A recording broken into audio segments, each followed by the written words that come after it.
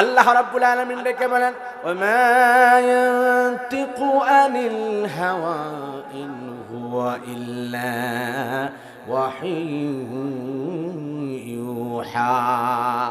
মুহাম্মদ রাসূলুল্লাহ সাল্লাল্লাহু আলাইহি ওয়াসাল্লাম ততক্ষণ পর্যন্ত কোনো কথা বলেন না, ততক্ষণ পর্যন্ত কোনো জবাব দেন না, যতক্ষণ পর্যন্ত না আল্লাহ রাব্বুল আলামিনের পক্ষ থেকে কোনো ওহী নাজিল না হয়।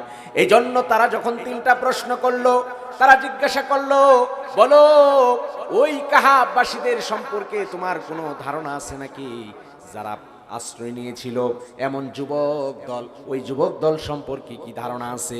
2 নম্বর প্রশ্ন করলো, মাগরিব এবং মাশরিক, পূর্ব এবং পশ্চিম, পৃথিবীর উদয়স্থল পৃথিবীর অস্তাচল পর্যন্ত শাসন করত এমন বাদশা সম্পর্কে ইতিহাস ঘটনার বিবৃতি আপনি দেন।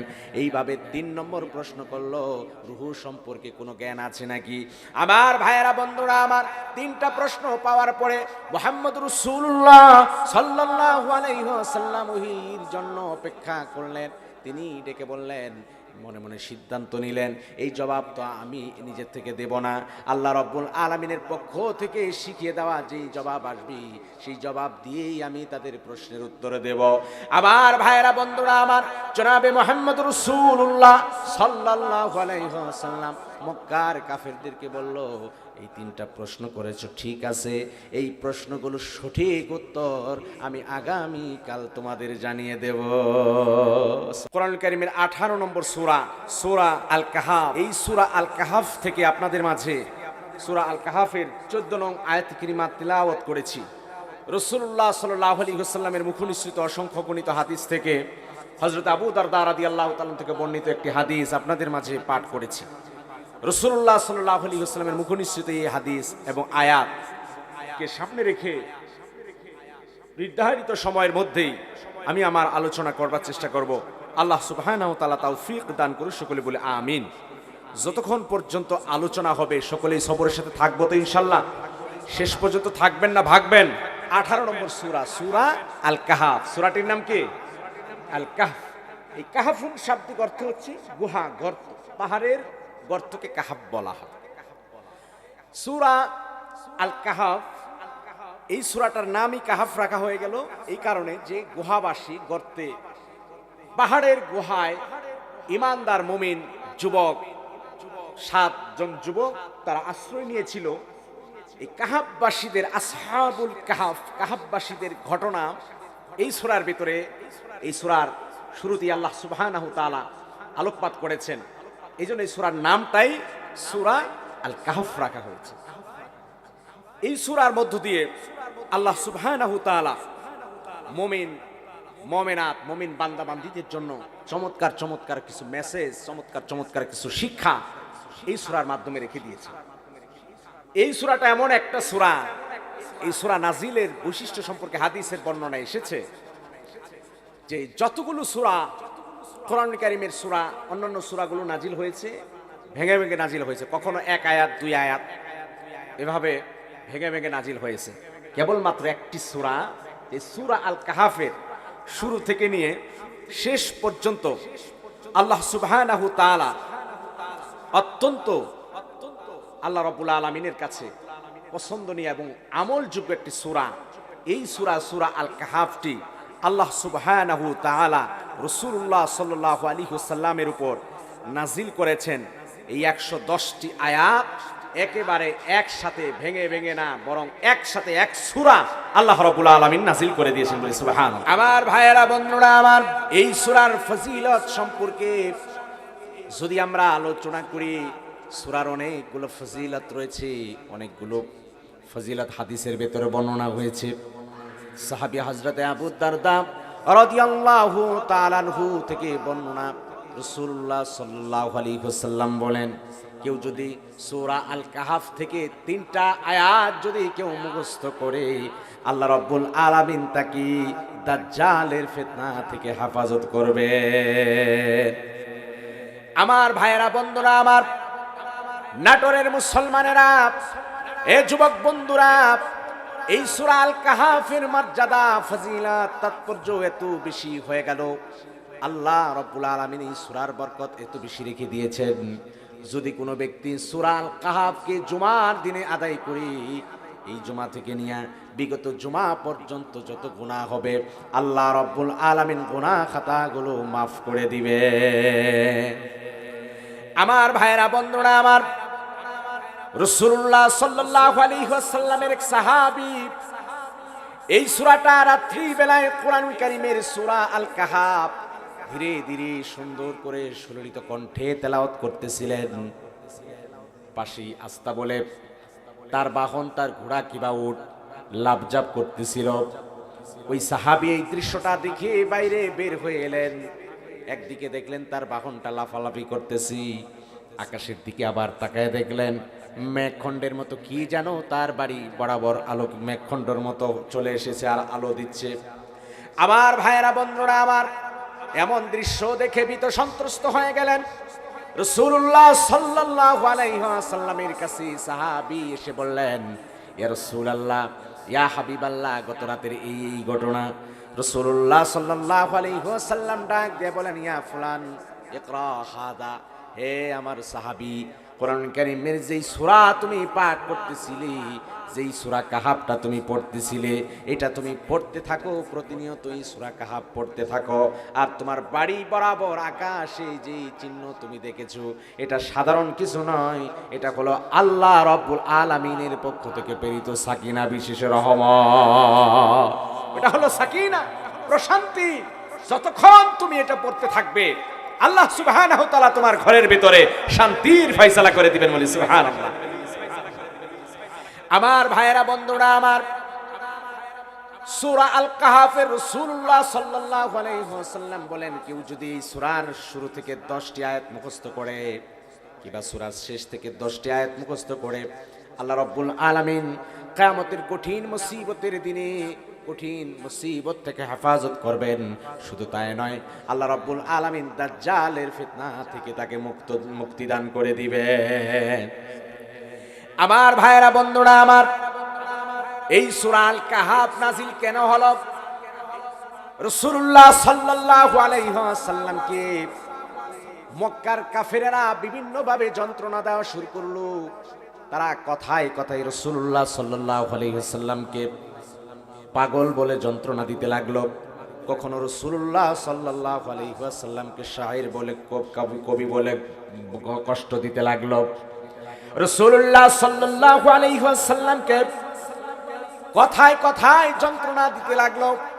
মানসিক ভাবে রাসূলুল্লাহ সাল্লাল্লাহু আলাইহি ওয়াসাল্লাম যেন ভেঙে পড়েন, দাওয়াতের কাছ থেকে যেন তিনি পিছপা হয়ে যান।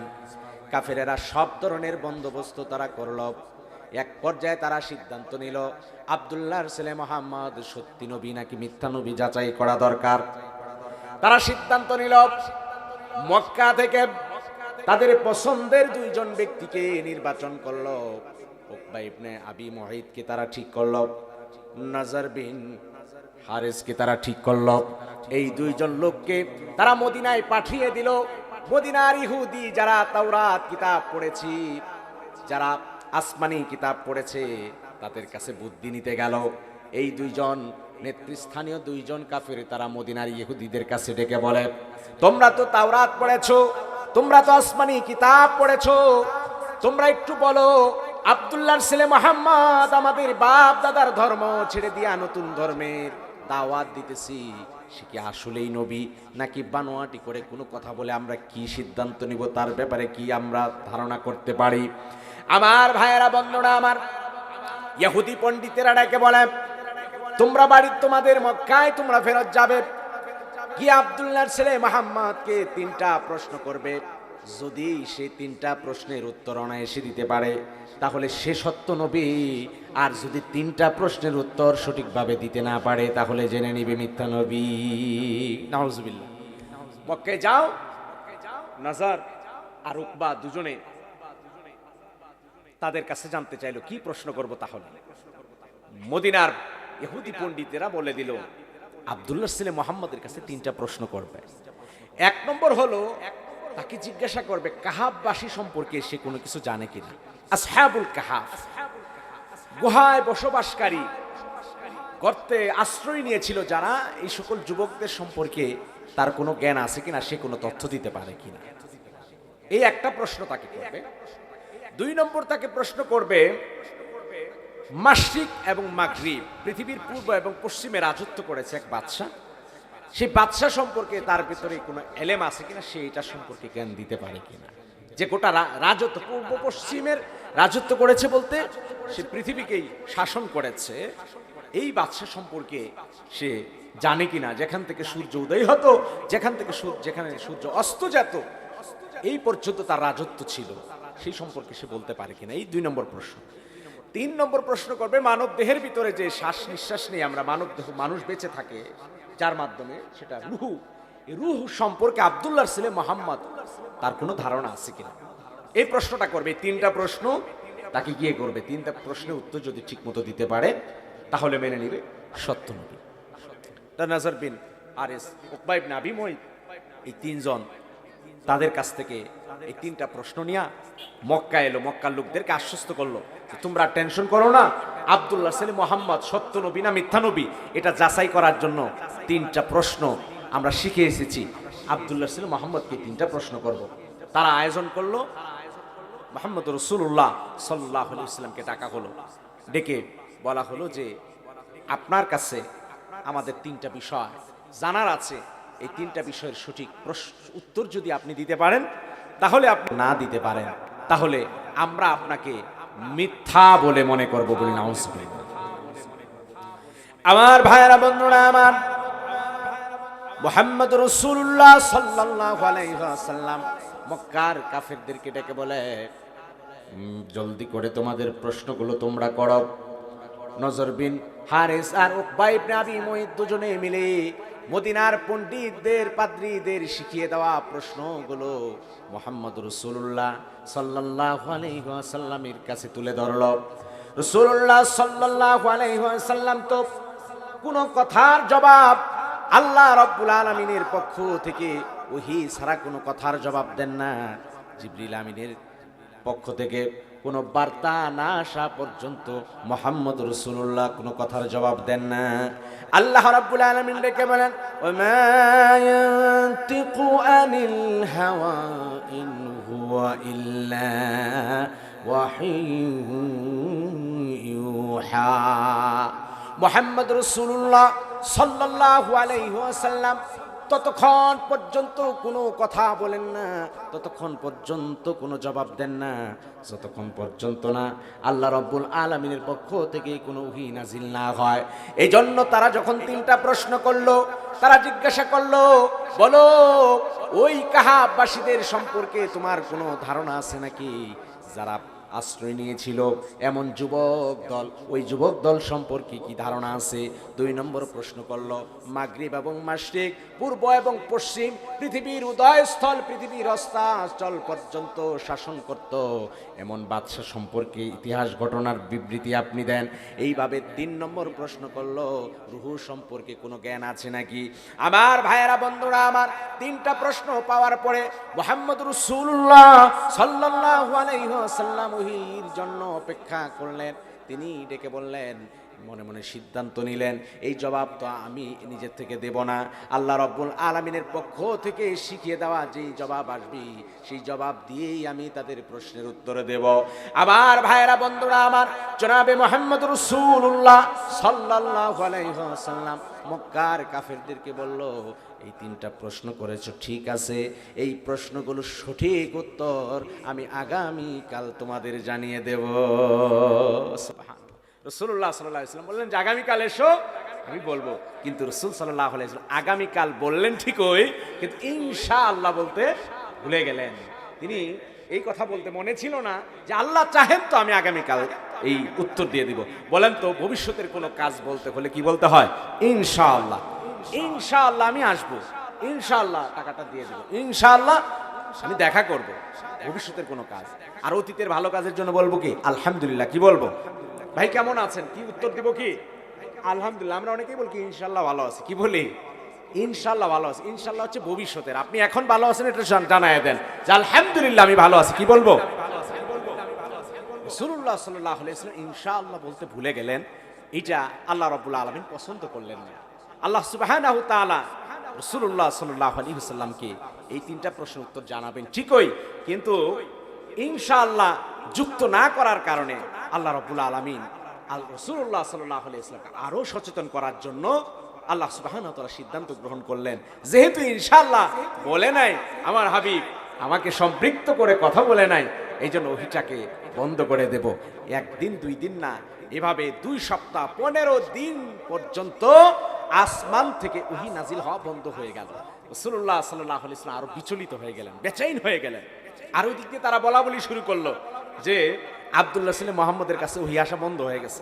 সে জবাব দিয়ে সে না বললো যে একদিনে উত্তর দিয়ে দিবে, কালকে দিবে।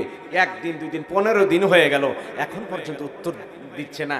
রাসূল সাল্লাল্লাহু আলাইহি ওয়াসাল্লাম কে এইভাবে আল্লাহ রাসূলের বিরুদ্ধে আরো বিষোদাগার শুরু হয়ে গেল। সমাজের ভেতরে কাফিরেরা আরো বিভিন্ন ধরনের কথাবার্তা রটাতে লাগলো। এতে করে রাসূল সাল্লাল্লাহু আলাইহি ওয়াসাল্লাম আরো ভেঙে পড়লেন, আরো মনক্ষুণ্ণ হয়ে গেলেন যে কেন ওহী আসতেছে না। প্রতিনিয়তই আমার কাছে জিবরিল আমিন আসে, আজকে এত দিন হয়ে যাচ্ছে, দিন যাচ্ছে, ওহী আসতেছে না, আমি জবাব কিভাবে দেব? যদি জবাব দিতে না পারি তাহলে তো তাদের কাছে মিথ্যাবাদী হয়ে যাব। আল্লাহ কি আমাকে এভাবে কঠিন পরীক্ষার ভিতরে ফেলবেন? তিনি বেচাইন হয়ে গেলেন, পেরেশান হয়ে গেলেন। আল্লাহ রাব্বুল আলামিন 15 দিন অতিবাহিত হয়ে যাওয়ার পরে আল্লাহ সুবহানাহু তাআলা কোরআন কারিমে সূরা আল কাহাফের এই 23 নং আয়াতে কারিমা, 23-24 নং আয়াতে কারিমার মাধ্যমে রাসূলুল্লাহ সাল্লাল্লাহু আলাইহি ওয়াসাল্লামকে সচেতন করলেন, মনে করিয়ে দিলেন যে কেন ওহী আসা বন্ধ হয়েছিল। আমার হাবিব, আপনার উপর ওহী আমি বন্ধ করে দিয়েছিলাম সাময়িক কারণে, সাময়িকভাবে আপনি আমাকে আমার নামকে যুক্ত করে আগামীকাল বলেন নাই, এজন্যই আপনার উপর আমি ওহীটা বন্ধ করে দিয়েছি। এর কারণ কি ছিল আপনি জেনে নিন। আমার ভাইয়েরা, বন্ধুরা আমার, আল্লাহ রাব্বুল আলামিন কুরআনুল কারীমের সূরা আল কাহাফের 23 নং আয়াতে কারিমার মাধ্যমে রাসূলুল্লাহ সাল্লাল্লাহু আলাইহি ওয়াসাল্লামকে সচেতন করলেন, সতর্ক করে দিলেন। আল্লাহ রাব্বুল আলামিন ডাক দিয়ে বলেন, ওয়ালা তাকুলান্না লিশাইইন ইন্নী ফাইলু যালিকা গাদা। আল্লাহ রাব্বুল আলামিন বলেন, ওয়ালা তাকুলান্না লিশাইইন, নবী হে, কোনো কাজের ক্ষেত্রে আপনি বলবেন না আমি আগামী কাল এই কাজটা করব, শুধু এতটুকুই বলবেন না, ইল্লা আইয়াশা আল্লাহ, তবে আপনি বলবেন আইয়াশা আল্লাহ, যদি আল্লাহ সুবহানাহু ওয়া তাআলা চান, অর্থাৎ ইনশাআল্লাহ। ইনশাআল্লাহ মানে কি? আল্লাহ যদি চান, তবে আপনি বলবেন ইনশাআল্লাহ, আল্লাহ যদি চায় আগামীকাল আমি এই কাজটি করব, এই কথা আপনি বলবেন। সুতরাং আপনি ইনশাআল্লাহ ব্যতি রেখে শুধুমাত্র আগামীকাল এই কথা কোনো কাজের ক্ষেত্রে আপনি বলবেন না, বরং আযকুর রব্বাকা, আপনার রবকে এখন স্মরণ করেন। ইদা নাসিতা, যেহেতু আপনি পূর্বে ভুলে গিয়েছিলেন, আপনি এখন এটা বলে নিন। রাসূল সাল্লাল্লাহু আলাইহি ওয়াসাল্লাম সতর্ক হলেন, সাথে সাথে তিনি বলে নিলেন ইনশাআল্লাহ। সুবহানাল্লাহ। এই জন্য কখনো যদি ইনশাআল্লাহ ছুটে যায়, যখনই মনে পড়বে সাথে সাথে পড়ে নেবেন কি ইনশাআল্লাহ, এটা পড়ে নেবেন। অকুল, হে নবী আপনি বলুন, আসা আইহাদিয়ানি রব্বি, যে আল্লাহ সুবহানাহু ওয়া তাআলা আমাকে পথের দিশা দিয়েছেন, লি আকরাবা মিন হাদা, এর চেয়ে অধিক নিকটবর্তী, রশাদা, হেদায়েতের নিকটবর্তী পথ আল্লাহ সুবহানাহু ওয়া তাআলা আশা করা যায় আমাকে এখন হেদায়েত দিবেন। আল্লাহ রাব্বুল আলামিন আমার উপর রাজি হয়েছেন, এখন থেকে আল্লাহ সুবহানাহু ওয়া তাআলা ওহী নাজিল করবেন বলে। সুবহানাল্লাহ। আমার ভাইয়েরা, বন্ধুরা আমার, রাসূলুল্লাহ সাল্লাল্লাহু আলাইহি ওয়াসাল্লামকে 15 দিন পর ওহী যখন নাজিল হয়ে গেল, রাসূলুল্লাহ সাল্লাল্লাহু আলাইহি ওয়াসাল্লাম ভীত সন্ত্রস্ত হয়ে গিয়েছিলেন। 15 দিন পর আল্লাহ রাব্বুল আলামিন পাশাপাশি কোরআন কারিমে সূরা দোহা নাজিল করলেন। আল্লাহ রাব্বুল আলামিন রাসূলুল্লাহ সাল্লাল্লাহু আলাইহি ওয়াসাল্লামকে শান্তির বাণী শুনিয়ে দিলেন। ও আমার হাবিব, আপনি বেচাইন হয়ে গেছেন, আপনি দুনিয়ার জমিনে কষ্ট পেয়েছেন, 15টা দিন আপনার কষ্টে কষ্টে দিন কেটেছে, রাত কেটেছে, ঘুম হয় নাই। শুনে রাখেন, এই দুনিয়ার জীবনটা কষ্টের জীবন, পরীক্ষার জীবন। ওয়ালাল আখিরাতু খায়রুল লাকা মিনাল উলা, নবী হে, আপনার জন্য আখিরাতের জীবন হলো দুনিয়ার জীবনের চেয়ে, পার্থিব জীবনের চেয়ে আপনার জন্য উত্তম শ্রেষ্ঠ জীবন। আল্লাহ রাব্বুল আলামিন সূরা দোহার মাধ্যমে ওহি বিলম্বের যেই কষ্ট নবীজি পেয়েছেন, এই কষ্টে দূর করে দেওয়ার জন্য আল্লাহ রাব্বুল আলামিন এই সূরা দোহার মাধ্যমে নবীকে সান্ত্বনা দিয়েছেন। সুবহানাল্লাহ। আমার ভাইয়েরা, বন্ধুরা আমার, সূরা আল কাহাফের এই কাহাফবাসীদের ঘটনার মাধ্যমে আল্লাহ রাব্বুল আলামিন রাসূলুল্লাহ সাল্লাল্লাহু আলাইহি ওয়াসাল্লামকে জবাব শিখিয়ে দিলেন। তারা এই কাহাফবাসীর ঘটনাকে নিয়ে আশ্চর্যান্বিত হয়েছিল। তারা খুব আকাঙ্ক্ষায় ছিল, অপেক্ষায় ছিল মুহাম্মদ রাসূলুল্লাহ সাল্লাল্লাহু আলাইহি ওয়াসাল্লাম এটার জবাব সঠিকভাবে দিতে পারবে নাকি কি বলবে, এই বিষয় নিয়ে তারা চিন্তিত হয়ে গেল। আল্লাহ রাব্বুল আলামিন কাহাফবাসীদের ঘটনা সম্পর্কে আল্লাহ রাব্বুল আলামিন সূরা আল কাহাফের 9 নং আয়াতে কারিমায় ঘোষণা করলেন। আল্লাহ রাব্বুল আলামিন ডাক দিয়ে বলেন, আম হাসিবতা আন্না আসহাবাল কাহফি ওয়ার রাকিম কানু মিন আয়াতিনা আজাবা। আল্লাহ রাব্বুল আলামিন ডেকে বলেন, আম হাসিবতা আন্না আসহাবাল কাহফি ওয়ার রাকিম কানু মিন আয়াতিনা আজাবা।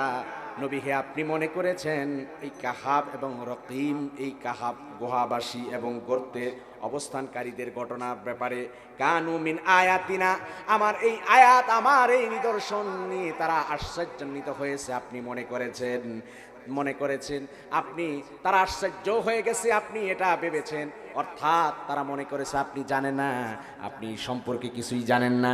আমার হাবিব গোটা ঘটনার বর্ণনা আমি আল্লাহ রাব্বুল আলামিন আপনার কাছে তুলে ধরব। সুবহানাল্লাহ। আপনি মনে করেছেন এরা এই ঘটনা নিয়ে খুব আশ্চর্যান্বিত হয়ে গেছে, এটা সম্পর্কে আপনি কিছুই বলতে পারবেন না। এই ঘটনা আপনাকে আমি বিস্তারিত তুলে ধরছি। আমার ভাইয়েরা, বন্ধুরা আমার, আল্লাহ রাব্বুল আলামিন এই কাহাফবাসী এই যুবকদেরকে ইমানি পরীক্ষা নিয়েছেন। তারা তাওহীদের পথে, ইমানের পথে নিজেদেরকে বিলীন করে দিয়েছে। আল্লাহ রাব্বুল আলামিন যোগে যোগে যত মানুষ ইমানের পথে চলেছে, তাওহীদের পথে চলেছে, আল্লাহ রাব্বুল আলামিন তাদেরকে পরীক্ষা নিয়েছেন। আল্লাহ রাব্বুল আলামিনের এই পরীক্ষায় তারা উত্তীর্ণ হয়ে আল্লাহর তৈরি জান্নাতে ঠিকানা করে নিয়েছে। সুবহানাল্লাহ। কাহাফবাসীরাও পরীক্ষার সম্মুখীন হলো। সেই সময় তাদের যে বাদশা ছিল, ঈসা আলাইহিস সালাতু ওয়াস সালামের পরের ঘটনা। ঈসা আলাইহিস সালাতু ওয়াস সালামের পরবর্তী সময়ে এই কাহাফবাসী তারা কিছু যুবক, সেই সময়ের বাদশার নাম হলো দাকিয়ানুস। বাদশার নাম কি? দাকিয়ানুস। এই দাকিয়ানুস বাদশা রাজত্ব ছিল। সেই সময় মূর্তির পূজা চলত, সেই সময় সূর্যের পূজা চলত, পাহাড়ের পূজা চলত এবং প্রতিমার নামে পশু জবাই করা হতো। একদিন তাদের উৎসবের দিনে, ঈদের দিনে, তাফসীর ইবনে কাসীরের বর্ণনা এসেছে, এক উৎসবের দিনে পশু জবাই করা হলো প্রতিমার নামে, মূর্তির নামে।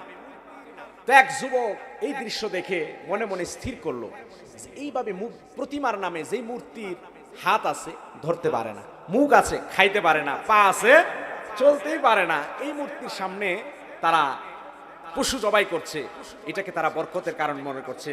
ওই পশু আবার সেটা খেতেও পারতেছে না, মূর্তিগুলো তো খায়ও না। তাহলে এরা যে এই ধরনের উপাসনার এই আয়োজন করেছে, এটা তো কখনো সত্য ধর্ম হতে পারে না, এটা তো কখনো সঠিক হতে পারে না, এটা স্পষ্টত গুমরাহি এবং আসমান জমিনের মালিক আল্লাহ সুবহানাহু ওয়া তাআলার সাথে স্পষ্ট শিরক।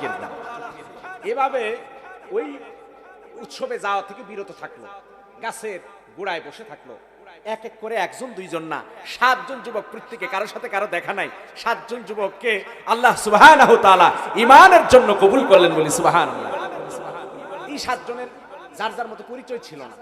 পরে যখন তারা পরস্পরের সাক্ষাৎ হয়ে গেল, যে এখানে বসে আছো কেন? বলে তুমি কেন বসে আছো?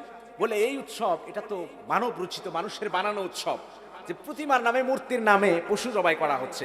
এই উৎসবে এটা সত্য ধর্ম হতে পারে না, সঠিক দিন হতে পারে না, বরং যিনি আসমান জমিন সৃষ্টি করেছেন, এই আলো বাতাস দিয়েছেন, চন্দ্র সূর্য দিয়েছেন, যে এই মালিক তিনি হলেন এক আল্লাহ। আল্লাহকে ব্যতি রেখে অন্য কোনো মানুষের মন গড়া মতবাদের অনুসরণ আমরা করতে পারি না। এই 7 জন এক হয়ে গেল, একাত্তা হয়ে গেল।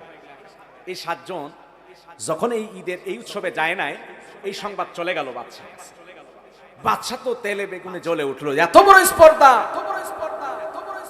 আমার রাজ্যের সবাই উৎসবে এসেছে, 7 জন যুবক, তারা কি বুঝলো যে তারা এখনো আমার এই উৎসবে আসে না, এত বড় স্পর্ধা।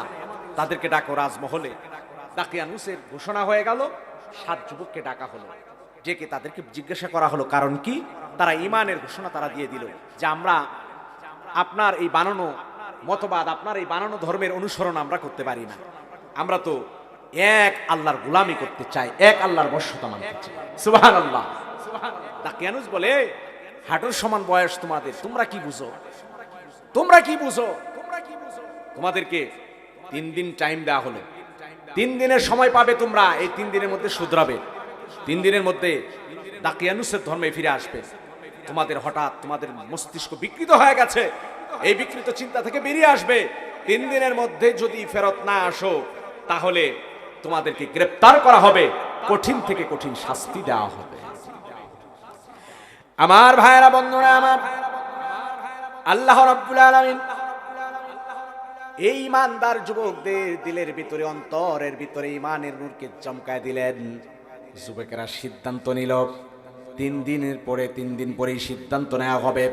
3 দিন পর আর বাদশার দরবারে এসে দেখা করার দরকার নাই, বরং যেই জালেম বাদশা মূর্তি পূজা করে, প্রতিমার সামনে পশু জবাই করে, যেই আল্লাহ রাব্বুল আলামিনের সাথে শিরিকের ধর্ম আবিষ্কার করেছে, ওই জালেম বাদশার দরবারে আর আমরা ফেরত যাব না। আমরা সিদ্ধান্ত নিলাম অজানা পথের উদ্দেশ্যে পাড়ি জমাবো। আমার ভাইয়েরা বন্ধুরা আমার, এই 7 জন যুবক, তাদের সাথে একটা কুকুর সহ এই 8 কাফেলা, তারা এই সম্রাটের রাজ্য থেকে বের হয়ে গেল। বের হয়ে সন্ধ্যা হতে না হতেই তারা দূরে এক পাহাড়ের গুহার ভিতরে আশ্রয় গ্রহণ করল। আল্লাহ রাব্বুল আলামিন সেই ঘটনাটা কোট করলেন সূরা আল কাহাফের 10 নম্বর আয়াতে কারিমায়। আল্লাহ রাব্বুল আলামিন ডেকে বলেন, ইয আওয়াল ফিতিয়াতু ইলাল কাহফি ফাকালু রাব্বানা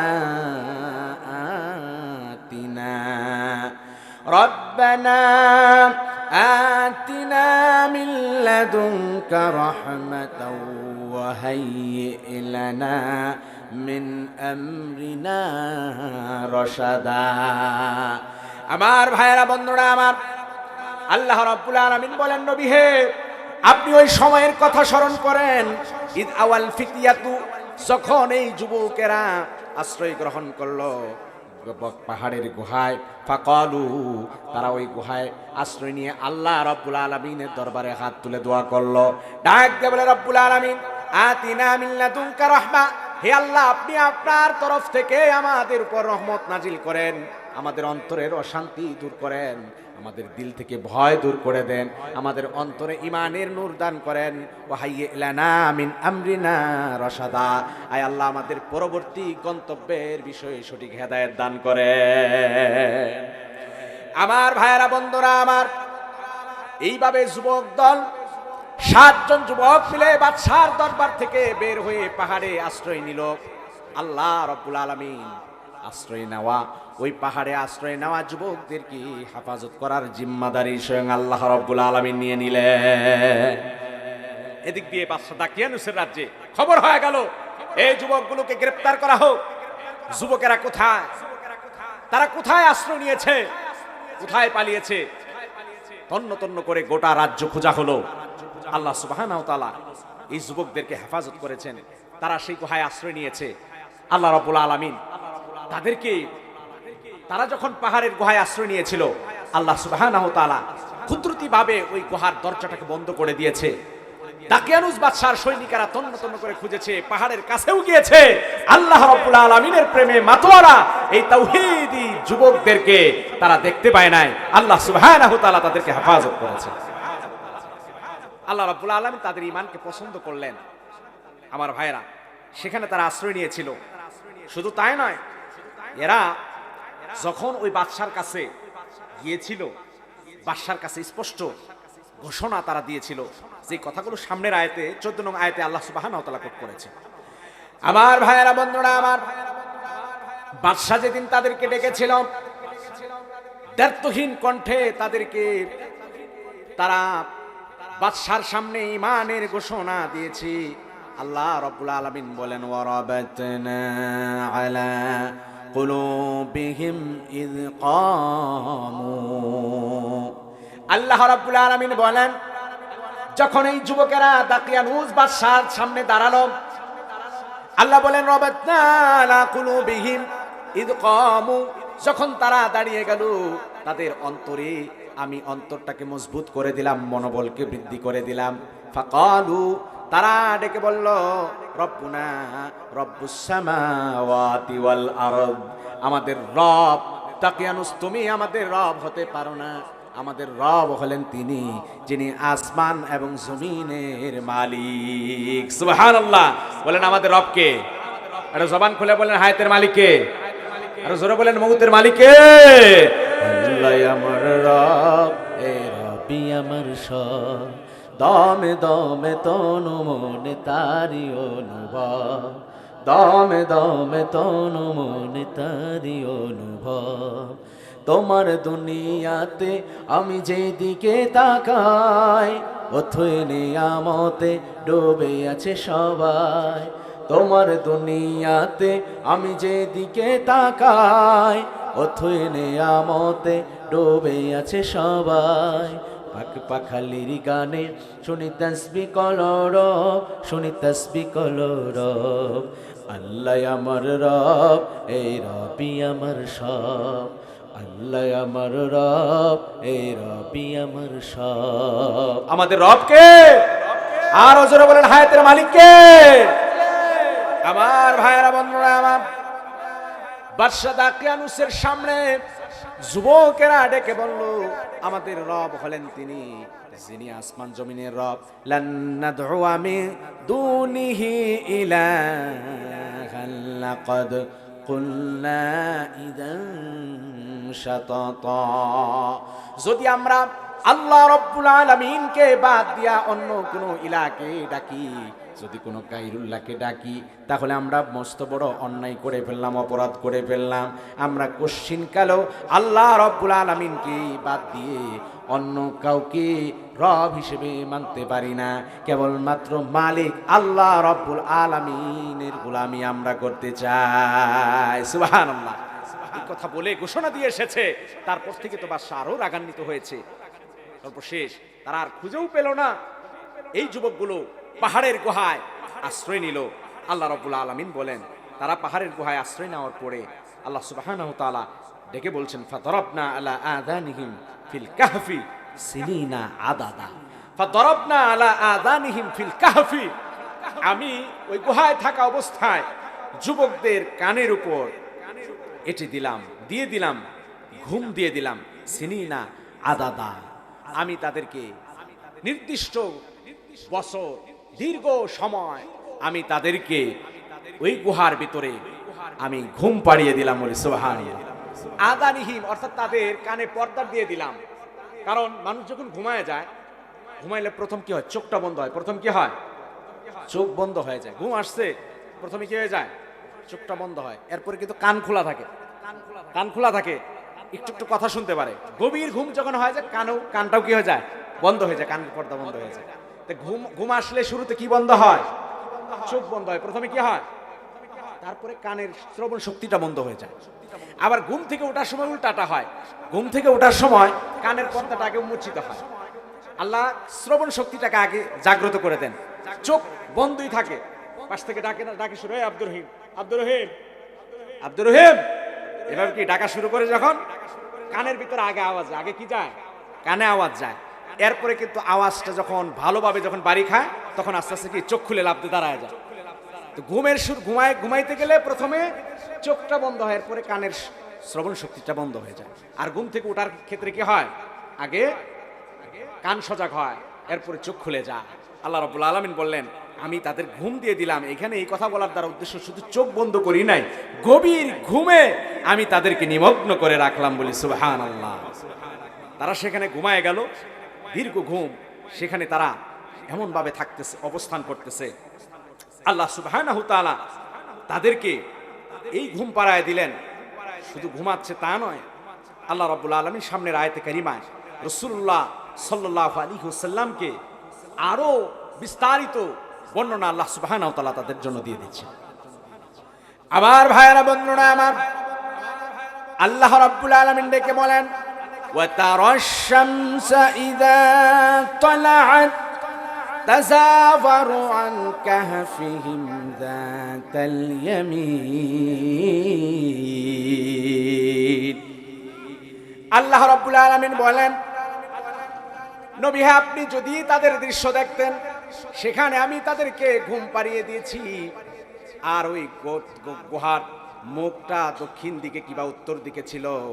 আপনি সূর্যের দিকে তাকায় দেখবেন, যদি থাকতেন দেখতেন, ইদা তলাত তাযাওয়ারু আন কাহফিহিম যাতাল ইয়ামিন, ওই সূর্যটা ডান দিকে একটু ঘুরে উঠতো, আবার যখন সূর্যটা ডুবে যেত বাম দিকে ঘুরে সূর্যটা ডুবে যেত। তাদের গায়ে সূর্যের কোনো আলো আমি আল্লাহ রাব্বুল আলামিন পৌঁছতে দেই না। সুবহানাল্লাহ। তাদেরকে হেফাজত করেছেন কে? আরো জোরে বলেন কে? আল্লাহ সুবহানাহু ওয়া তাআলা বলেন, যালিকা মিন আয়াতিল্লাহি, এগুলো হলো আল্লাহর আয়াত, আল্লাহর নিদর্শন। মাইয়াহদিল্লাহু ফাহুয়াল মুহতাদ, আল্লাহ সুবহানাহু ওয়া তাআলা যাকে হেদায়েত দিবেন, আল্লাহ সুবহানাহু ওয়া তাআলা যাকে পথ দেখাবেন, সেই হেদায়েত প্রাপ্ত হবে। আমাই ইউদলিল ফালান তাজিদ লাহু ওয়ালিয়াম মুরশিদা, আর যে পথ হারা হয়ে যাবে তার জন্য পথ প্রদর্শক আল্লাহ ব্যতিরেকে আর কেউ হতে পারে না। কথা বলেন ঠিক কিনা? এজন্য জবান খুলে বলেন তো, হেদায়েতের মালিক কে? আরো জোরে বলেন কে? এজন্য ওই আল্লাহর কাছে দৈনন্দিন হেদায়েত চাওয়া দরকার আছে না নাই? তাদের সম্পর্কে আল্লাহ সুবহানাহু ওয়া তাআলা আরো বললেন, ওয়া তাহসাবুহুম আইকাযাও ওয়া হুম রুকুদ, নবী হে, আপনি তাদেরকে জাগ্রত মনে করবেন। এই কাহাববাসী যুবকদেরকে আল্লাহ তাআলা এমন কুদরতিভাবে অলৌকিকভাবে রেখেছেন যে সূর্যের আলো তাদের গায়ে লাগে নাই, আবার তারা মাঝে মধ্যে কাতও ঘুরতো এই ঘুমের ভেতরে। আল্লাহ বলেন, তাহসাবুহুম আইকাযা, আপনি তাদেরকে জাগ্রত মনে করবেন, ওয়া হুম রুকুদ, অথচ তারা ঘুমন্ত আছে। দেখে মনে হবে কি এরা সজাগ, অর্থাৎ এমন ঘুম দিয়েছে একেবারে যে ঘুমে অস্থির হয়ে গেছে সেটা নয়, স্বাভাবিক অবস্থায় আছে। ওয়া নুকাল্লিবুহুম যাতাল ইয়ামিন ওয়া যাতাশ শিমাল, আল্লাহ বলেন মাঝে মধ্যে আমি তাদেরকে ডান দিকে বাম দিকে উলট পালট করে দিয়েছি, যাতে করে দীর্ঘ সময় শুয়ে থাকতে থাকতে মাটির সংস্পর্শে এসে তাদের শরীরে গোশতগুলো পচে না যায়, হাড্ডিগুলো খসে না যায়। এজন্য মাঝে মাঝে আমি উলট পালট করেছি। আমি আল্লাহ সুবহানাহু ওয়া তাআলা কুদরতিভাবে তাদেরকে হেফাজত করেছি বলি সুবহানাল্লাহ। মক্কায় এসে মদিনার পণ্ডিতদের কাছ থেকে শুনে রাসূল সাল্লাল্লাহু আলাইহি ওয়াসাল্লামের কাছে তারা এই ঘটনা জানতে চেয়েছিল, আর রাসূলুল্লাহ সাল্লাল্লাহু আলাইহি ওয়াসাল্লাম একেবারে ঘটনার আদ্যপান্ত বলে দিচ্ছেন। শুধু তাই নয়, আল্লাহ সুবহানাহু ওয়া তাআলা তাদের ঘটনাকে আরো বিস্তারিত বর্ণনা করে দিয়েছেন। আমার ভাইয়েরা, বন্ধুরা আমার, আল্লাহ রাব্বুল আলামিন সূরা আল কাহাফের 18 নং আয়াতে কারিমায় আরো স্পষ্ট করে দিলেন। আল্লাহ রাব্বুল আলামিন বলেন, ওয়া কালবুহুম বাসিতুন যিরাআইহি বিল ওয়াসিদ। তোমরা শুনে রাখো, আল্লাহ রাব্বুল আলামিন বিস্তারিতভাবে ঘটনা বর্ণনা দিলেন। বিশ্ব নবী সাল্লাল্লাহু আলাইহি ওয়াসাল্লাম কাফেরদেরকে জানিয়ে দিলেন, ওই কাহাববাসীর ঘটনা শোনো। যুবকদের কথা তো বললামই, ওই যুবকদের সাথে কাফেলায় আসা কুকুরের বর্ণনাও দিয়ে দিলেন। ওয়াকালবুহু বাসিতুন যিরাআইহি বিল ওয়াসিদ, ওই কুকুরটা তার বাহুটা সামনের দুইটা পা ছড়ায় দিয়া তাদের সামনে পাহারাদার হিসেবে নিয়োজিত রয়েছিল। সুবহানাল্লাহ। আমার ভাইয়েরা, বন্ধুরা আমার, আল্লাহ রাব্বুল আলামিন ডেকে বলেন, লাবিত্তালা'তা আলাইহিম লাওয়াল্লাইতা মিনহুম ফিরারা, যদি ওই সময় আপনি দেখতেন কাহাববাসীদের ওই যুবকদেরকে দেখার জন্য যদি আপনি যেতেন, তাহলে ভীত সন্ত্রস্ত হয়ে যেতেন, পেছন দিকে চলে আসতেন। ওয়ালা মুলিতা মিনহুম রুবা, আর না হয় তাদেরকে দেখে আপনি ভয় পেতেন। আমি আল্লাহ রাব্বুল আলামিন যুবকদেরকে এমন ভাবে রেখেছি, তাদেরকে শুয়ে দিয়েছি, সূর্যের আলো থেকে হেফাজত করেছি, আবার মাটির ভেতরে ওলট পালট করে রেখেছি যাতে তারা তাদের শরীরটা পচে গলে না যায়। আমি আবার তাদেরকে ভীত সন্ত্রস্ত করে রেখেছি যাতে করে আল্লাহর দুশমনেরা তাদের সামনে যেতে না পারে, তাদেরকে যেন কোনো ক্ষতি করতে না পারে। আল্লাহ রাব্বুল আলামিন বলেন, আমার পথে যারা ঈমান নিয়ে যারা আমার কাছে হাজির হবে, আমি আল্লাহ রাব্বুল আলামিন নিজ কুদরতে তাদেরকে হেফাজত করব।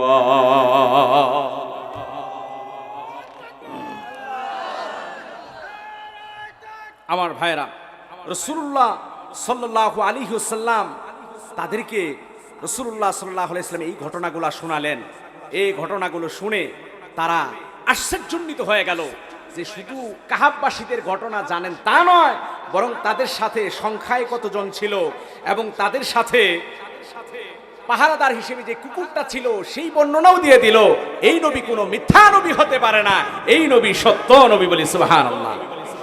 আমার ভাইরা, শুধু তাই নয়, তারা বলা বলি করবে যে সায়াকুলুনা সালাসাতুন রাবিউহুম কালবুহুম, তারা অচিরেই বলবে যে এদের সংখ্যা ছিল 3 জন আর চতুর্থটা ছিল কুকুর। অথবা তারা ওয়াকুলুন খামসাতুন, তারা বলবে যে এরা ছিল 5 জন আর ষষ্ঠ ছিল কুকুর। রাজমান বিল গায়ব, তারা অনুমান নির্ভর বলছিল। ওয়াকুলুনা সাবআতুন ওয়া থামিনুহুম কালবুহুম, এভাবে তারা বিভিন্ন সংখ্যা বলছিল। আল্লাহ সুবহানাহু ওয়া তাআলা বলেন, কুল, হে নবী আপনি বলে দিন, রব্বি আ'লামু বিইদ্দাতিহিম, আল্লাহ সুবহানাহু ওয়া তাআলা তাদের সংখ্যা সম্পর্কে সঠিক জানেন, বলি সুবহানাল্লাহ। আমা ইয়া'লামুহুম ইল্লা কলিল, মা ইয়া'লামুহুম ইল্লা কলিল, তারা খুব কমই জানে। আল্লাহ সুবহানাহু ওয়া তাআলা যতটুকু মানুষকে জানান ততটুকুই জানে। কথা বলেন ঠিক কিনা? ফালা তুমারি ফিহিম ইল্লা মিরাআন যাহিরা। সুতরাং তোমরা এই সংখ্যা, এই 7 জন যুবক আল্লাহ সুবহানাহু ওয়া তাআলার জন্য ঈমানের পথে তারা নিজেদেরকে সঁপে দিয়েছে, তারা ঘর বাড়ি ছেড়ে দিয়েছে। আল্লাহ সুবহানাহু ওয়া তাআলা তাদেরকে 1 দিন 2 দিন নয়, আল্লাহ রাব্বুল আলামিন তাদেরকে 309 বছর আল্লাহ সুবহানাহু ওয়া তাআলা ওই গুহার ভিতরে ঘুম পাড়িয়ে দিয়েছেন, বলি সুবহানাল্লাহ। আল্লাহ সুবহানাহু ওয়া তাআলার পথে, তাওহীদের পথে যারা যুগে যুগে তাওহীদের পথে বিলিয়ে দিয়েছে, তাদেরকে বিভিন্ন পরীক্ষার সম্মুখীন হতে হয়েছে এবং তাদের উপরে বিপদ দিয়ে এসেছে, চেপে এসেছে। কথা বলেন ঠিক কিনা? আমার ভাইয়েরা, বন্ধুরা আমার, এই জন্যই আল্লাহ রাব্বুল আলামিন কুরআনুল কারীমের সূরা আল বুরুজের ভিতরে ডাক দিয়ে বলেন, ওয়ামা নাকামু মিনহুম ইল্লা আইয়ুমিনু বিল্লাহিল আজিজিল হামিদ। আল্লাহ রাব্বুল আলামিন ডেকে বলেন, ওয়ামা নাকামু মিনহুম, এদেরকে শাস্তি দেওয়া হয় নাই, তবে এই একটি মাত্র কারণেই শাস্তি দেওয়া হতো, আইয়ুমিনু বিল্লাহিল আজিজিল হামিদ, পরাক্রমশালী প্রশংসাময় আল্লাহ রাব্বুল আলামিনের প্রতি ঈমান আনয়ন করেছিল। এই ঈমান আনার অপরাধে ঈমানদার তাওহীদবাদী মুমিন মুসলমান বান্দাবান্দীদেরকে শাস্তির সম্মুখীন করা হতো।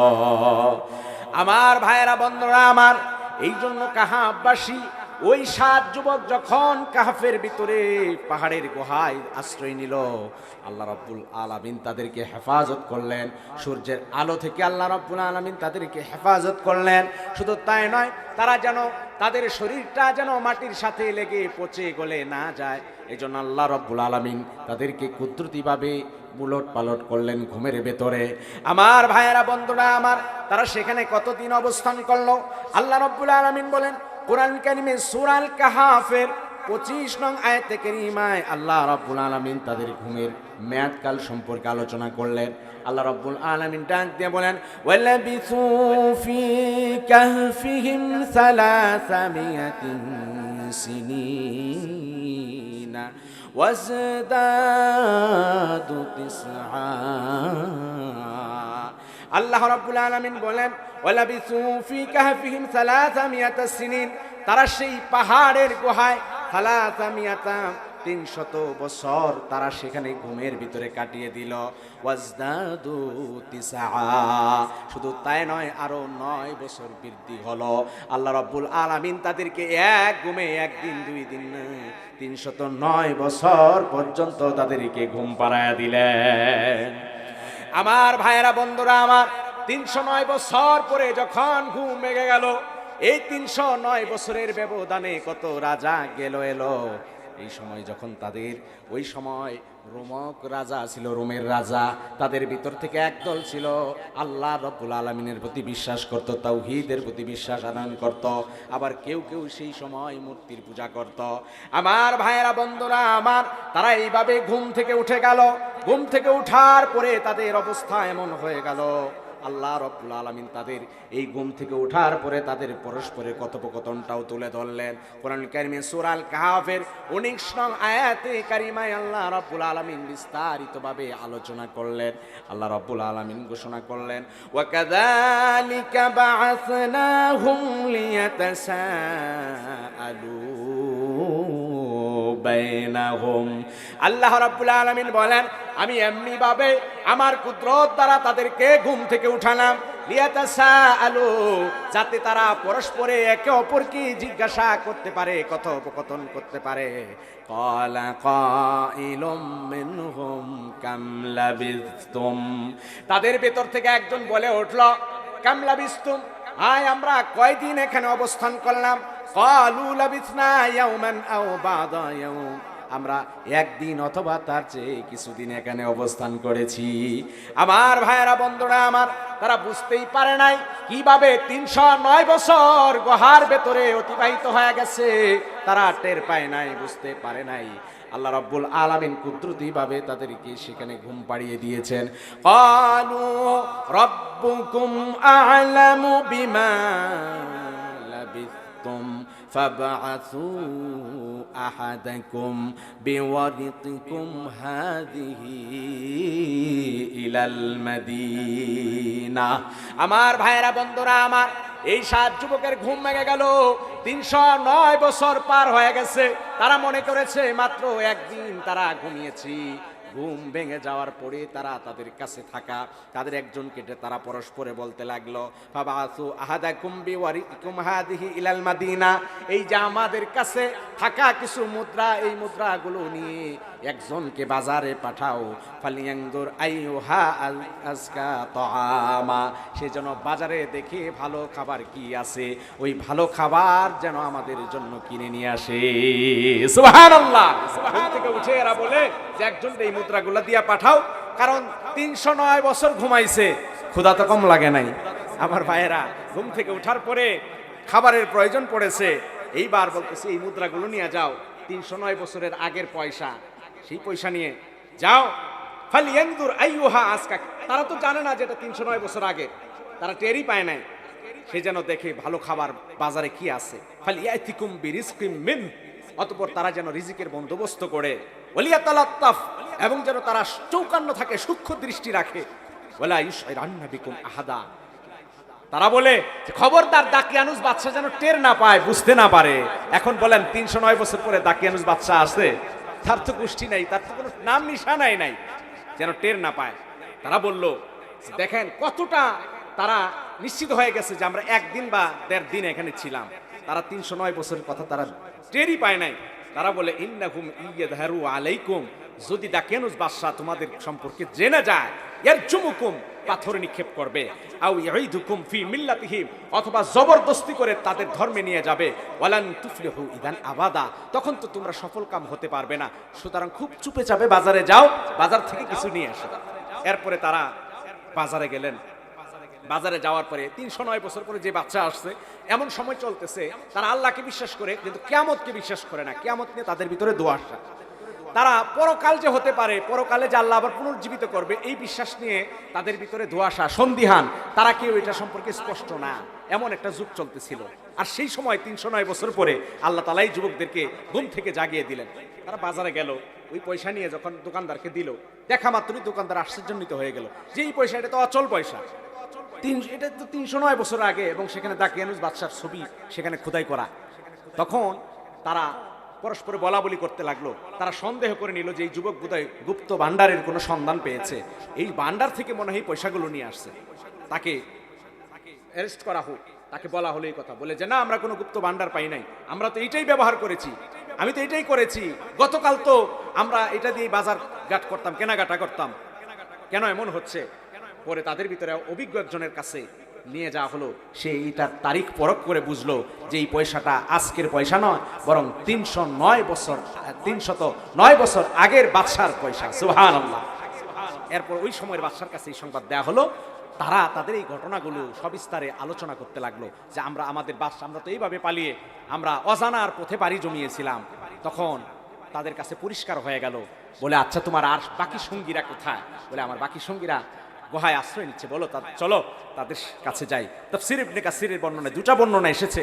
এক বর্ণনা এমন এসেছে যে বাদশাহ তাদের কাছে যাওয়া মাত্রই, বাদশাহ যখন ওই যুবক যখন চলে গেল, যাওয়া মাত্রই আল্লাহ সুবহানাহু ওয়া তাআলা কুদরতিভাবে গুহার মুখে বা এই দরজা দিয়ে দিলেন, এটা বন্ধ করে দিলেন। আরেক বর্ণনা এসেছে যে ওই সময়ের বাদশাহ ওই যুবকের সাথে ভিতরে ঢুকে যায় এবং তাদের সাথে মোলাকাত করে, তাদের সাথে দেখা সাক্ষাৎ করে চলে আসে। এরপর আল্লাহ সুবহানাহু ওয়া তাআলা ওই গুহার দরজাটাকে বন্ধ করে দেয়। আমার ভাইয়েরা, এভাবে বাদশাহ তখন তাদের ব্যাপারে সিদ্ধান্ত নিল যে তাদের সাথে দেখা করে এই সিদ্ধান্ত নিল যে এদেরকে কেউ কোনো ধরনের ক্ষতি করবে না। এরা ৩০৯ বছর আগে জালেম বাদশার সামনে তাওহীদের ঘোষণা দিয়েছে, একত্ববাদের ঘোষণা দিয়েছে, সুতরাং তাদের উপর কেউ কোনো ধরনের জুলুম করবে না। তাদেরকে সেখানে আরেকটা দেওয়াল দিয়ে ওই সকল মুসলমানদেরকে, তাওহীদবাদী যুবকদেরকে সংরক্ষণের জিম্মাদারি নিয়ে নিলেন বলে সুবহানাল্লাহ। আমার ভাইয়েরা, বন্ধুরা আমার, তারা যেহেতু পরিপূর্ণ মুসলমান ছিল না, তারা সিদ্ধান্তহীনতায় ভুগতে লাগলো। তারা এই যুবকদের সাথে কি আচরণ করবে, তবে তাদের কাছে এটাই স্পষ্ট হয়ে গেল যে কিয়ামত এটা সম্ভব। আল্লাহ রাব্বুল আলামিন পুনরায় মানুষকে আবার পুনর্জীবিত করবেন, এটাই সম্ভব। আল্লাহ রাব্বুল আলামিন সেই কথা কোরআন কারীমে সূরা আল কাহফের 21 নম্বর আয়াতে কারিমায় ঘোষণা করলেন। আল্লাহ রাব্বুল আলামিন বলেন, ওয়া কাযালিকা আ'সারনা আলাইহিম লিয়া'লামু আন্না ওয়া'দাল্লাহি হক। তাদের কাছে স্পষ্ট হয়ে গেল। আল্লাহ রাব্বুল আলামিন বলেন, আমি এমনি ভাবে প্রকাশ করে দিলাম যাতে করে তারা জানতে পারে আল্লাহর ওয়াদা সত্য, কিয়ামত সত্য, পুনরুত্থান সত্য। ওয়ান্না সাআতা লা রাইবা ফিহা, তাদের কাছে স্পষ্ট হয়ে গেল কিয়ামতের ব্যাপারে আর কোনো সন্দেহ নাই। এই কিয়ামত অবশ্যই অবশ্যই সংগঠিত হবে। আল্লাহু আকবার। তাদের কাছে স্পষ্ট হয়ে গেল। আমার ভাইয়েরা, বন্ধুরা আমার, তারা নিশ্চিত হয়ে যাওয়ার পরে যুবকদের উপর দয়াদ্র হয়ে গেল। আল্লাহ রাব্বুল আলামিন সেই ঘটনা কোট করলেন। তাদের ভিতরে কি আলোচনা হলো, তারা পরস্পরে বলা বলি করতে লাগলো। ইয ইয়াতানাযাউনা বাইনাহুম আমরাহুম ফাকালু বুনু আলাইহিম বুনিয়ানা। নবী, হ্যাঁ, আপনি সেই সময়ের কথা স্মরণ করেন। এই সময় ওই যুবকদেরকে ৩০৯ বছর পরে সময়ের তাওহীদবাদী বাদশাহ তাদের সন্ধান পেলেন, দেখা করলেন। তা ওই যুবকগুলো চলে গেল। তারপরে এখন কি করবে, পরস্পরে তারা বদানুবাদ করলো এই বিষয়ে। ক্বালু ইবনু আলাইহিম বুনিয়ানা, কেউ পরামর্শ দিল তাদের এই গুহার উপরে ভবন নির্মাণ করে তাদেরকে নিরাপদ আশ্রয়ের ব্যবস্থা করো। আবার কেউ কেউ বলল আল্লাহ রাব্বুল আলামিন তাদের ব্যাপারে উত্তম ভালো জানেন। ক্বালাল্লাযীনা গালাবু আলা আমরিহিম লানাত্তাখিযান্না আলাইহিম মসজিদা। যাদের মতামতকে প্রাধান্য দেয়া হলো তারা সবাই মতামত দিল আমরা এই জায়গাটাকে মসজিদ বানাবো। যেহেতু ইহুদি ধর্মের লোকেরা কবর কেউ মসজিদে বানায়, সেই ধর্মের যেহেতু সেটা পূর্বের ধর্ম, ইসলাম ধর্ম ছিল না, এই জন্য তারা সিদ্ধান্ত নিল ওই যুবকদের সংরক্ষণ করার জন্য ওই জায়গাটায় ওই কবরটাকে তারা আল্লাহর ঘর মসজিদ বানিয়ে নিল। তারা সংরক্ষণের জন্য তারা মসজিদ বানালো। এভাবে আল্লাহ সুবহানাহু তাআলা জনাবে মুহাম্মদ রাসূলুল্লাহ সাল্লাল্লাহু আলাইহি ওয়াসাল্লামকে স্পষ্টভাবে কাহাফের, আসহাবুল কাহাফের ঘটনার সুবিস্তারে বিবরণ দিয়ে দিলেন। এই ঘটনা যখন জানিয়ে দিল, তারা যার পূর্ণায় বিস্মিত হতে লাগলো। তারা বিশ্বাস করলো জনাবে মুহাম্মদ রাসূলুল্লাহ সাল্লাল্লাহু আলাইহি ওয়াসাল্লাম সত্য নবী। কাহাফ সম্পর্কে আত্মবান্ত সব ইসলামের নবীকে আল্লাহ সুবহানাহু ওয়া তাআলা ওহীর মাধ্যমে জানায় দিলেন। আমার ভাইরা, আল্লাহর পথে, তাওহীদের পথে, কোরআনের পথে, ইসলামের পথে আপনি থাকতে চাইবেন, আপনার সমাজ আপনাকে বাধা দিবে। কথা বলেন ঠিক কিনা? আপনার বন্ধু মহল আপনাকে বাধা দিবে, চার দিক থেকে বিপদ আপদ গ্রাস করে নেবে। সকল বিপদ আপদ থেকে নিজেকে, সকল বিপদের মাঝেও আল্লাহর পথে অবিচল রেখে সম্মুখ মানে যারা চলবে, আল্লাহ সুবহানাহু ওয়া তাআলা বিজয়ের মালা তাদের গলায় দান করবে। ছোট্ট একটি ঘটনা 5 মিনিটে বলে আলোচনা শেষ করে দিচ্ছি। আমার ভাইরা, রাসূলুল্লাহ সাল্লাল্লাহু আলাইহি ওয়াসাল্লাম মক্কা থেকে মদিনায় যখন গেলেন 4th হিজরিতে, রাসূল সাল্লাল্লাহু আলাইহি ওয়াসাল্লামের কাছে আজল এবং কারা গোত্রের লোকেরা এসে হাজির হলো। এসে বলে, ইয়া রাসূলুল্লাহ, আমাদের এলাকার মানুষেরা ধর্ম সম্পর্কে, ঈমান সম্পর্কে কিছু কিছু জানে, আরো বিস্তারিত জানার জন্য আপনার কাছ থেকে কিছু সাহাবীদেরকে আমাদের কাছে পাঠিয়ে দিন। রাসূল সাল্লাল্লাহু আলাইহি ওয়াসাল্লাম সরল মনে, সিরাত ইবনে হিশামের বর্ণনায় এসেছে 7 জন সাহাবীর একটা টিম বানালেন। বুখারীর বর্ণনায় এসেছে 10 জন সাহাবীর একটা টিম বানায়া আজল এবং কারা গোত্রের মানুষদেরকে দিন শেখাবার জন্য রাসূল পাঠালেন। হযরতে আসিম রাদিয়াল্লাহু তাআলা আনহুকে দলনেতা বানানো হলো। আসিম রাদিয়াল্লাহু তাআলা আনহু এই সঙ্গীদেরকে নিয়ে আজল এবং কারা গোত্রের উদ্দেশ্যে মদিনা ত্যাগ করলেন। পথিমধ্যে রাজিয়া নামক জায়গায় যখন এসে উপস্থিত হলেন, সেখানে এই আজল এবং কারা গোত্রের লোকেরা তাদের চরিত্রকে পাল্টে ফেলল।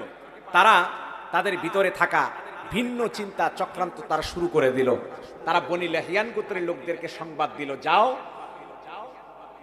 দ্বিতীয় হিজরিতে বদরের যুদ্ধে এবং পরবর্তী সময় বিভিন্ন যুদ্ধে কাফেরদের সর্দারদেরকে কতল করা হয়েছে। মুসলমানদের 10 জন সাহাবী মক্কা ত্যাগ করেছে। তারা আসল এবং কারা গোত্রে দিন শেখাবার জন্য বের হয়েছে। এখনই সুযোগ, তাদেরকে হত্যা করতে হবে। বনি লিহিয়ান গোত্রের সম্পর্ক ছিল মক্কার কাফেরদের সাথে। বনি লিহিয়ান গোত্রের 100 তীরন্দাজকে সংবাদ দেয়া হলো, মুসলমানদেরকে হত্যা করা হবে। মুসলমানদের এই যাত্রাপথ এটা গতিরোধ করা হলো। হযরত আসিম রাদিয়াল্লাহু তাআলা আনহু রাজি নামক জায়গায় ঝর্ণার পাশে পাহাড়ের উপর আশ্রয় নিলেন। 10 জন সাহাবী সেখানে আশ্রয় নিলেন। বনি লিহিয়ানের তীরন্দাজ বাহিনী এসে বলল, মুহাম্মদের সৈনিকেরা তোমরা নিচে নেমে এসো, তোমাদেরকে অভয় দেওয়া হচ্ছে, তোমাদের কোনো ক্ষতি করব না, নিচে এসো। হযরত আসিম রাদিয়াল্লাহু তাআলা সঙ্গীদেরকে বললেন, খবরদার, নিচে নামা যাবে না, কারণ তারা আমাদের উপর আক্রমণ করবে। এইভাবে রাসূলুল্লাহ সাল্লাল্লাহু আলাইহি ওয়াসাল্লামের সাহাবারা নিচে নামলো না। নিচ থেকে উপর্যুপরি তীর ছোড়া শুরু হলো। এক একটা তীরের আঘাতে রাসূলুল্লাহ সাল্লাল্লাহু আলাইহি ওয়াসাল্লামের 10 জন সাহাবীর 7 জন সাহাবী তীরের আঘাতে শহীদ হয়ে গেলেন। আল্লাহু আকবার। আমার ভাইয়েরা, বন্ধুরা আমার, বেঁচে থাকলেন হযরতে আসিম রাদিয়াল্লাহু তাআলা আনহু এবং হযরতে খুবাইব রাদিয়াল্লাহু তাআলা আনহু, হযরতে যায়েদ বিন দাসিনা রাদিয়াল্লাহু তাআলা আনহু। 3 জন সাহাবী তখনও বেঁচে আছেন। এক পর্যায়ে হযরতে আসিম রাদিয়াল্লাহু তাআলা আনহুর গায়ে তীরের আঘাত করা হলো। আঘাতে আঘাতে জর্জরিত হয়ে হযরতে আসিম রাদিয়াল্লাহু তাআলা আনহু তিনিও শহীদ হয়ে গেলেন। হযরতে খুবাইব রাদিয়াল্লাহু তাআলা আনহু এবং হযরতে যায়েদ বিন দাসিনা রাদিয়াল্লাহু তাআলা আনহু, এই 2 জন সাহাবীকে ধনুকির ফিতা দিয়ে বেঁধে, হাত পা বেঁধে টেনে হিস্ট্রে মক্কায় নিয়ে যাওয়া হলো, মক্কার বাজারে বিক্রি করে দেওয়া হলো। আমার ভাইয়েরা, বন্ধুরা আমার, আবু সুফিয়ান হযরতে খুবাইব রাদিয়াল্লাহু তাআলা আনহুকে মক্কার বাজার থেকে কিনে নিল। তারা বাপ দাদার কতলের বিচারের জন্য হযরতে খুবাইব রাদিয়াল্লাহু তাআলা আনহুকে হত্যার মাধ্যমে প্রতিশোধ নেওয়ার ইন্তজাম করলো। আমার ভাইয়েরা, বন্ধুরা আমার, হযরতে খুবাইব রাদিয়াল্লাহু তাআলা আনহুকে মৃত্যুদণ্ড দেওয়ার জন্য মক্কার অদূরেই তানঈম নামক জায়গায় খেজুর গাছের চড়ক বানানো হলো। সেখানে হযরতে খুবাইব রাদিয়াল্লাহু তাআলা আনহুকে নিয়ে হাত পা বেঁধে তীর মেরে মেরে হত্যা করা হবে।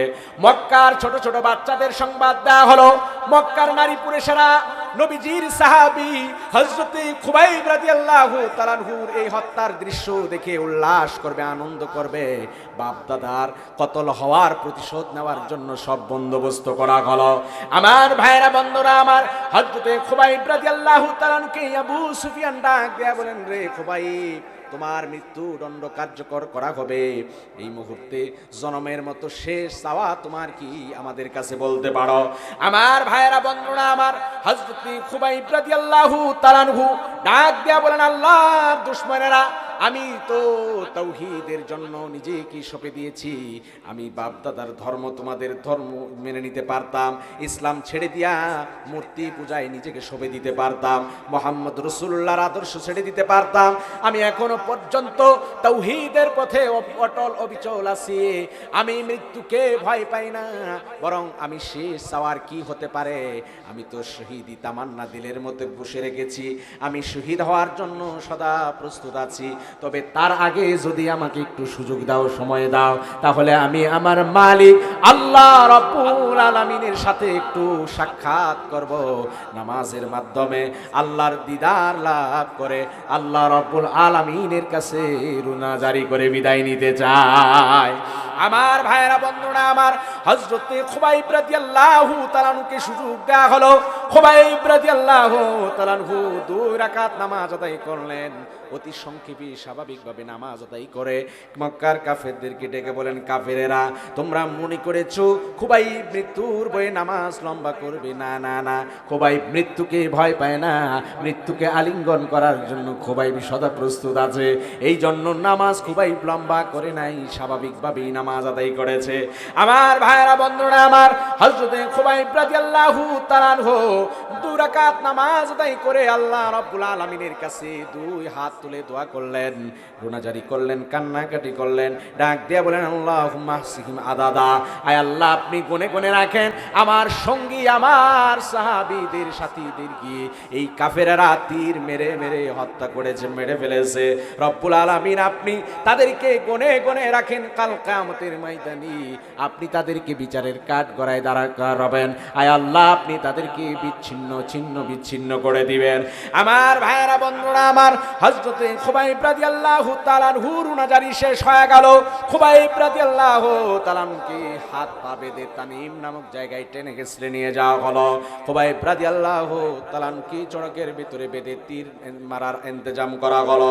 আবু সুফিয়ান ডাক দিয়ে বলেন, খুবাইব এইবার সর্বশেষ সুযোগ তোমার সামনে আছে, তুমি যদি রাজি হও, তুমি যদি সন্তুষ্ট থাকো, তোমার পরিবারের কাছে ফেরত যাবে, মায়ের কোলে ফেরত যাবে, সন্তানের কাছে ফেরত যেতে পারবি। এর বিনিময়ে আব্দুল্লাহর ছেলে মুহাম্মদকে কতল করা হবে। আমার ভাইয়েরা বন্ধুরা আমার, হযরতে খুবাইব রাদিয়াল্লাহু তাআলা আনহু ডাক দিয়ে বলেন, রে আল্লাহর দুশমনেরা, আমার মোকাবেলায় আমার হাবিব সাল্লাল্লাহু আলাইহি সাল্লামকে কতল করা তো দূরের কথা, আমি বাড়িতে যাব, আমার পরিবারের সাথে আনন্দ করব, এর বিনিময়ে আমার হাবিবের গায়ে একটি কাঁটার আঘাত পড়বে, আমি খুবাইব বেঁচে থাকতে তা কখনো সহ্য করব না। আমার ভাইয়েরা বন্ধুরা আমার, আল্লাহর নবীর এই পেয়ারা সাহাবী হযরতে খুবাইব রাদিয়াল্লাহু তাআলা আনহুকে গ্রেফতার করে হাত পা বেঁধে ওই চড়কের ভিতরে নিয়ে যাওয়া হলো। হাতটাকে গাছের সাথে বেঁধে ফেলা হলো, আর পারদর্শী তীরন্দাজ যুবককে নির্দেশ দেওয়া হলো, আল্লাহর নবীর সাহাবী হযরতে খুবাইব রাদিয়াল্লাহু তাআলা আনহুর বুক বরাবর উপর্যুপরি তীর ছোড়া হলো। তীরের আঘাতে আল্লাহর নবীর এই পেয়ারা সাহাবী শহীদ হয়ে গেলেন। আল্লাহু আকবার। নবীজির এই পেয়ারা সাহাবী হযরতে খুবাইব রাদিয়াল্লাহু তাআলা আনহু কলিজায় তীর গেঁথে নিলেন, তারপরে ঈমান দিলেন না, তারপরে রাসূলুল্লাহ সাল্লাল্লাহু আলাইহি ওয়াসাল্লামের আদর্শ থেকে পিছপা হয় নাই। হে যুবক বন্ধু, নাটোরের মুসলমানেরা এখন ওই জিহাদের ময়দানে তাওহীদের পথে টিকে থাকার জন্য দুশমনের তীর আমাদের কাছে আসে না। সামান্য ঠুনকো অজুহাতে আমরা টাকার বিনিময়ে সামান্য স্বার্থের জন্য ঈমানকে আমরা বিলীন করে দেই। কথা বলেন ঠিক কিনা? সুতরাং সাবধান থাকতে হবে।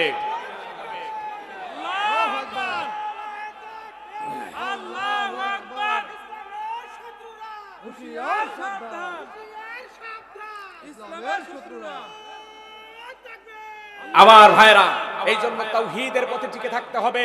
ও যুবক, দৈনন্দিন জীবনে 5 ওয়াক্ত নামাজের আহ্বান করা হয়। আসসালাতু খায়রুম মিনান নাওম, ফজরে ঘুম থেকে নামাজ উত্তম এলান করা হয়। হাইয়া আলাস সালাহ, এসো নামাজের দিকে। হাইয়া আলাল ফালাহ, এসো কল্যাণের দিকে, শ্রেষ্ঠ কাজের দিকে আহ্বান করা হয়। দৈনিক 5 ওয়াক্ত নামাজ, এই নামাজের সাথে আমরা যদি নিজেদেরকে প্রতিষ্ঠা করতে পারি, নামাজের সাথে সম্পৃক্ত করতে পারি, নামাজ নিজে আদায় করব, সমাজে নামাজ প্রতিষ্ঠা করব, মানুষকে নামাজের আহ্বান করব, এইভাবে যদি নিজেদেরকে ইবাদতের ভিতরে লিপ্ত করতে পারি, তাহলে ঈমানকে টিকে রাখা সম্ভব। কথা বলেন ঠিক কিনা? এই জন্য নামাজের ব্যাপারে যত্নবান হওয়া দরকার আছে না নাই? কাল থেকে আমরা নিয়মিত নামাজ পড়ব। আল্লাহর কাছে আমরা 2 হাত তুলে আমরা সাক্ষী বানাই, লিল্লাহি তাকবীর। আল্লাহ আমাদেরকে নামাজি হিসেবে কবুল করে সকলে বলে আমিন। আমার যুবক বন্ধু, হতাশায় আছো, পেরেশানিতে আছো, আল্লাহর কোরআন খুলে পড়ো, কোরআন তেলাওয়াত করে। কোরআন তোমার আজীবন জীবন্ত সঙ্গী, কোরআন তোমার দিলের ভিতরে শান্তি দান করবে।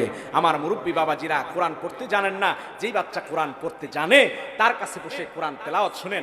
বাড়িতে ঘরের মানুষ যারা কোরআন পড়তে পারে তাদের কাছ থেকে কোরআন পড়া শিখেন। আমার মায়েরা, পর্দার অন্তরালের মায়েরা, আজকে কোরআন থেকে দূরে সরে গেছি, ঈমানের পথ থেকে বিচ্যুত হয়ে গেছি, কারণ আল্লাহর কোরআনের তেলাওয়াত আমাদের ঘরে নাই। আজ থেকে নিয়ে 20 বছর আগে দেখতাম মায়েরা কোরআন দিয়ে, কোরআনের তেলাওয়াত দিয়ে ঘর বাড়িতে সকালবেলায় ফজর শুরু হতো, সকালটা কোরআনের তেলাওয়াত চলতো। খেরের বিছানা বিছায়, চাটাই বিছায় এক মা আরো 10 জন 20 জনকে একত্রিত করে কায়দা আমপারা সিপারা দিয়ে সকালবেলা শুরু হতো। কথা বলেন ঠিক কিনা? কোথায় হারিয়ে গেল সেই কোরআনের সেই সোনালী সময়, সেই সুযোগ, সেই সুন্দর দৃশ্যগুলো আর দেখি না। এখন নাকি মায়েরা বড় বড় স্মার্টফোন নিয়ে ব্যস্ত হয়ে গেছে। কথা বলেন ঠিক কিনা? আমার মায়েরা, এই স্মার্টফোন, এই ফোন থেকে বেরিয়ে আসতে হবে। নিজের সন্তানের হাতে কোরআন তুলে দেন, নিজেও কোরআন তুলে নেন। আহারে, এই ফোনের মাধ্যমে নিজের জীবনকে আমরা ধ্বংসের দিকে আমরা নিয়ে যাচ্ছি। এটা তো তৈরি করা হয়েছে কথা বলার জন্য, প্রয়োজন পুরা করার জন্য, কিন্তু অপ্রয়োজনীয় যত্র তত্র এই ফোনের মাধ্যমে যার তার সাথে কথা বলে, বেগানা পুরুষের সাথে কথা বলে, যুবক বেগানা নারীর সাথে কথা বলে এভাবে রাতের পর রাত কাটিয়ে দিচ্ছে, ঘন্টার পর ঘন্টা অশ্লীলতায় ডুবিয়ে রেখেছে। কথা বলেন ঠিক কিনা? ভাইরা, সাবধান হয়ে যায়। একজন মা যদি পরিবর্তন হয়ে যায়, গোটা জাতি পরিবর্তন হওয়া সম্ভব। কথা বলেন ঠিক কিনা? সেজন্য মায়েদেরকে সচেতন হতে হবে। মায়েদের মর্যাদা আল্লাহ তাআলা আকাশ সম উঁচু করেছেন, মায়েদের সম্মান আল্লাহ বাড়িয়ে দিয়েছেন। সুতরাং মায়েদের সাবধান হতে হবে, পর্দায় চলতে হবে, বসিদায় চলতে হবে। এখন পর্দা বসিদা সব চলে গেছে স্মার্টফোনে। ঘরে কোথায় কি হচ্ছে, কি রান্না হচ্ছে, সব কিছু কন্টেন্ট বানায় বানায় আপলোড করা হয়। কথা বলেন ঠিক কিনা? কে কার চেয়ে বেশি আপলোড করতে পারে, কার বাড়িতে কি আছে, কার ঘরের ফ্রিজে কি আছে, কি বাজার করছে সেটা প্রকাশ করে দেয়। কথা বলেন ঠিক কিনা? কি কাপড় কিনছে, নিজে কি কিনেছে, এটা প্রকাশ করে দেয়। আমার ভাইরা, আল্লাহ সুবহানাহু ওয়া তাআলা আপনাদেরকে ইজ্জত দিয়েছেন, সম্মান দিয়েছেন। এজন্য ঘরের খবর পরের কাছে দিয়ে বিপদ টেনে আনবেন না। নিজেকে চার দেওয়ালের মাঝে আবদ্ধ রাখেন। আল্লাহর কোরআন বলে, আকারনা ফি বুয়ুতিকুম ওয়ালা তাবাররাজনা তাবাররুজাল জাহিলিয়াতিল উলা। নিজেদেরকে আবদ্ধ রাখো ঘরের ভেতরে, জাহেলদের মতো, মূর্খদের মতো, আইয়ামে জাহিলিয়াতের নারীদের মতো প্রদর্শন করো না।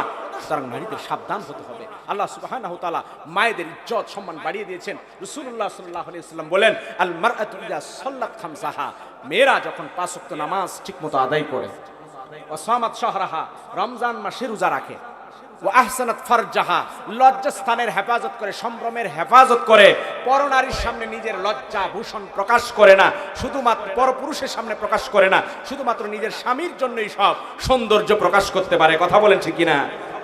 অথচ মায়েরা কি করবে? অন্য পুরুষের কাছে যাওয়ার জন্য সব ধরনের সাজসজ্জা, যত ধরনের সোনো পাউডার সব ব্যবহার করে, আর ঘরের স্বামীর কাছে সবচেয়ে নোংরা পোশাকটা পরে থাকে। কথা বলেন ঠিক কিনা?